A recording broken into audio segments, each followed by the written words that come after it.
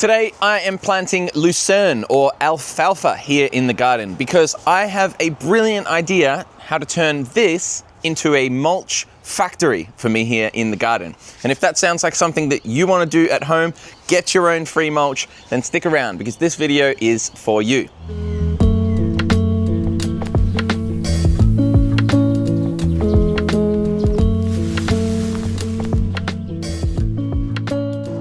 So why Lucerne? And why have I got two different varieties here? Well, first and foremost, they are from Eden Seeds. The wonderful Eden Seeds, who you may have heard on the podcast. Go and check out the podcast if you haven't already. I will link that in the description below.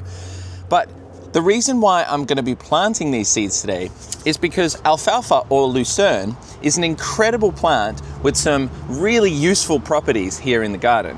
For instance, Lucerne or alfalfa is a legume, which means it can help to fix nitrogen into the ground.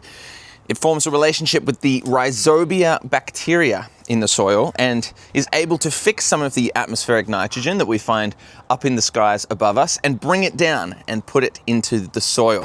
But the real value for me, just like this sun hemp here, is in the plant material, the actual biomass of the plant itself. You may remember down here, originally we had this red ginger that was growing up similar height to the turmeric behind it. And we used this as a chop and drop mulch material across all of the garden beds. That is why I'm allowing it to grow back up again so that I can chop and drop and feed the soil once more.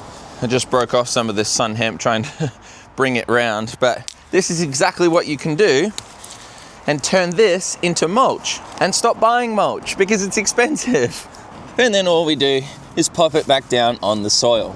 I've been using alfalfa and Lucerne for many years as part of mulches in the gardens, but also as like a bit of a chicken bedding, which I've got here. I've very fortunately been given large bags of Lucerne mulch that is left over from the local equestrian, the horses nearby, and they get dropped off to me to be able to use as mulch and as chicken bedding. But I don't want to rely on having to have someone else bring me their inputs, or I don't want to be going out and buying my own mulch. So I thought I could just grow my own. So down here underneath this papaya tree, I think is going to be one of the really good spots for me to plant this Lucerne. So this little area here, I did plant comfrey in a while ago, but it didn't work because it was so hot during the summer period. But this area here is now clear next to the little bridge. So I thought, why not put it right here?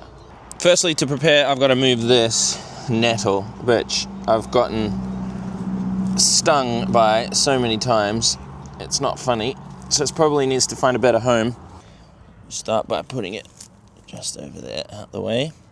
How good. Look, my mandarins are starting to turn orange, and you can also see all of the clover coming through underneath from the cover crop we planted the other day. If you missed that video, go and check it out. I've got it linked in the description below or up on the screen. You can see that right now. Traditionally, with all the cover crop seeds, normally I would just broadcast them over and then just see what works, but I'm gonna do a little bit more of a traditional planting prep for this area. So if we kind of just peel back with gently with our fingers all of the mulch that's on this top layer here, we can get down to the sort of soil that's underneath and see the state of it and what we're working with here as well. So that's a nice little patch cleared here. Now I'm going to use this garden fork here to basically just go in and loosen up, like I'm hardly going in at all here, just to loosen this top layer of soil here. So just pushing it in a tiny little bit into that top layer and loosening it around.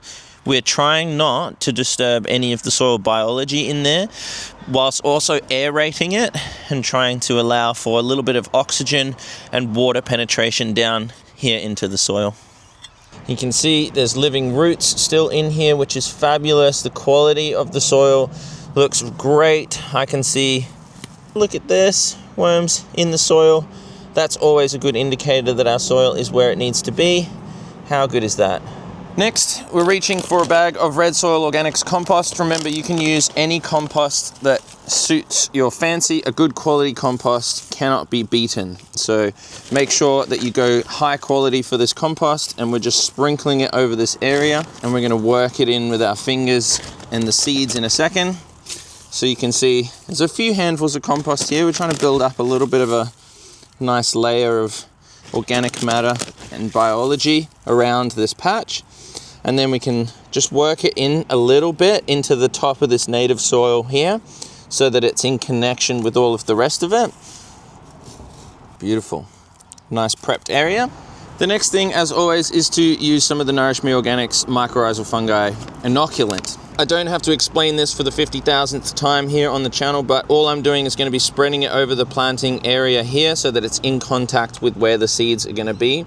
If you want to learn more about mycorrhizal fungi and the relationships with plant roots, you will find that on the next episode of Living Soil Mastery on the channel. Next, we're going to have a look at the seeds. We've got two varieties here. This one is called Sequel, and this one is Aurora. Now, these are both from Eden Seeds, as I mentioned earlier, so a very big shout out to those guys doing amazing work. We're going to be into planting both of these varieties in the same spot. It doesn't matter which one we get, but we're going to have a bit of a blend of both of them. So we're starting with the Aurora. Here are the seeds here, little tiny seeds. When we're using seeds this small, we don't want to be planting too deep into the soil because they'll just get lost. So I just like to basically sprinkle right on top of where the mycorrhizal fungi mix is. Quite a heavy broadcast of seed, but you can see that it's just sitting there on top of the soil and in contact with that fungi mix, which is amazing. So same with the Sequel variety. We're now just gonna sprinkle a bit of those over this section. Again, over planting so that we make sure we get good germination. You don't always have to do this, but people are scared to plant too many seeds. Don't be scared. Another couple of handfuls of compost sprinkled over the top.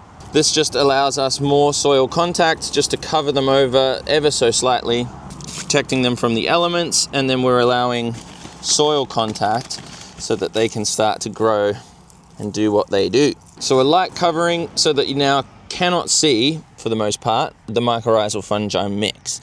So that is all done. One of the things I should mention about Lucerne and alfalfa is that they need the right relationship with the rhizobia bacteria. Now, some seeds can already come inoculated, so you don't have to do it yourself.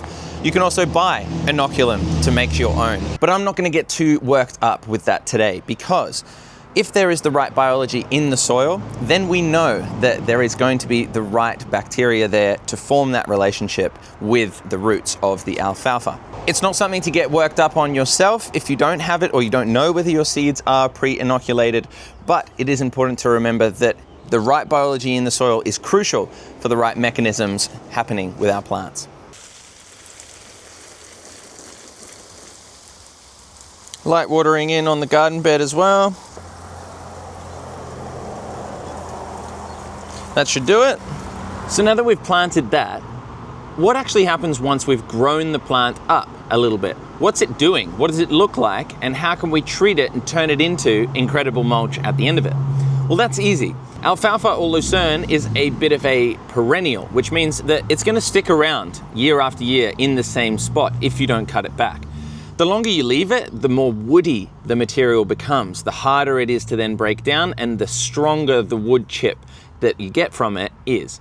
Now, you could just let it grow up, be nice and soft, like the majority of the Lucerne plant is. It's nice and soft, light green material, and that is perfect to be able to chop, quickly sun dry for a little bit, because it can go a little bit slimy if you just layer it on like a lot initially.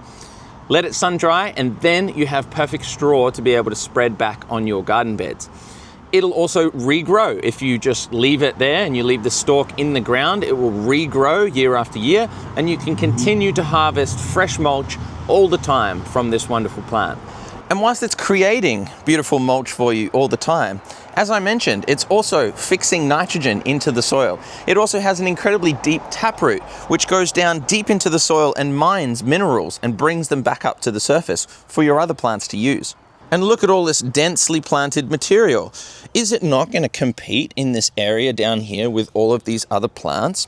Actually, no, they don't compete. And if you're using plants from different families that are attracting different microbes with different root systems, then they're all going to be collaborating in the soil rather than competing. So there we have it, ladies and gentlemen. Get out into the garden and go and get yourself a mulch factory started. Nature is doing this for us every single day with all of this beautiful plant material you can see behind me. it is free mulch. And if we utilize the plants that are the best at this mulch, then we can create our own and have it right here and stop relying on buying inputs in from elsewhere.